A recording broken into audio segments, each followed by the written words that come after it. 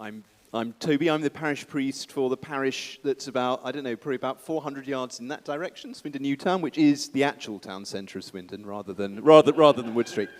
Anyway, there we are. It's a joy to introduce Kevin. Kevin has, I think you've got the accolade of being the youngest licensed lay minister in the diocese. So,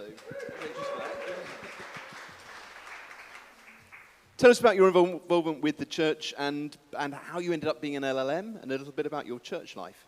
Yeah, of course. So my story really started when I was 13. We attended St. Gregory's with the intention of being baptised and leaving. That bit's not quite happened yet, but I'm glad it hasn't. It was actually a trip to St. Albans pilgrimage, a fair while ago now, 5 or 6 years ago, that actually sparked my interest and my call from God to licensed lay ministry. So I explored, and now I'm here. And where is your front line, to use that language? Can you tell us a bit about your work in particular? Yeah, of course. So I run a small business in Bristol, and it's an IT support and cybersecurity business. And my front line, I like to say, is everywhere. With my suppliers, with my customers, and with the people I help with technology. They may have problems with tech, usually. So yeah, my front line is everywhere. And who are you with? What sort of people? Who are you seeing? Yeah, so that really depends on a day-to-day. I might be helping businesses, individuals.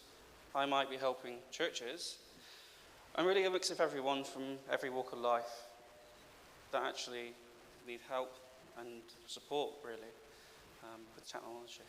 How do you integrate your discipleship, your spirituality with that work? Yeah, so my spirituality in my work is super important to me. So whenever I go and see customers, usually, some of the things that are said is, "Thank God you're here. I don't know what I'd have done without you." And for me, that really is it's really humbling to know that actually they thank God for me, and actually I thank God for the skills he's given me to do that work.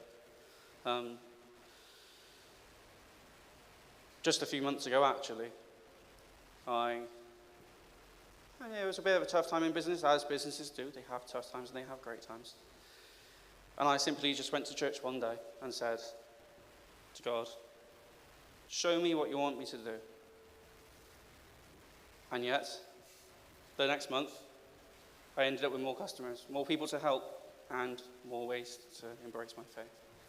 How do you, because a lot of us might be nervous about it, how do you actually, do you actually directly talk about your faith with people ever? How do you do that? No, so that's a really interesting question, Toby. I don't have to outwardly talk to them or preach to them about the gospel or about faith, but people can see it. People can see the way I act, how I help them, and going an extra mile usually sparks, "You go to church, don't you?" And to my response is, "Yes, I do. And I'm a licensed lay minister in the Church of England." I say, "What does that mean?" And I just say, "The same as you."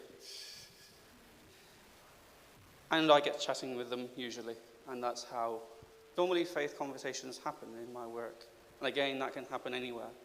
In someone's home, the beach, not that Bristol has any beaches, or even in the pub and places like that.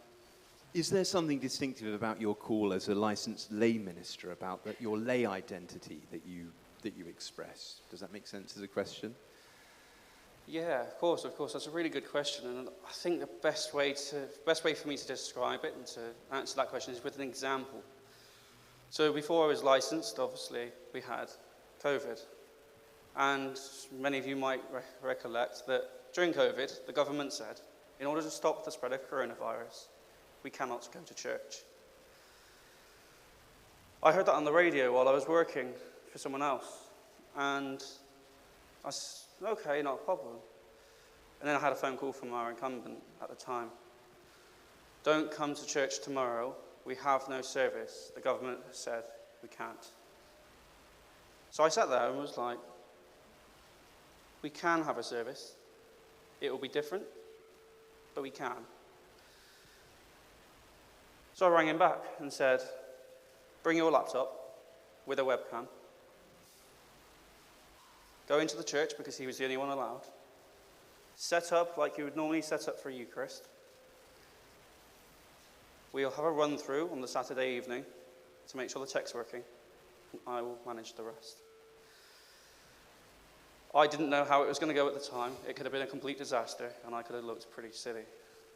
But thankfully it didn't.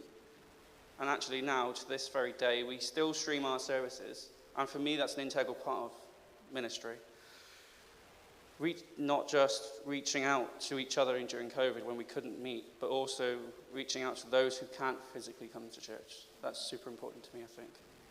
We have to stop there, I think, in terms of time, don't we? But that's really inspirational. Thank you, Kevin, so much. Thank you.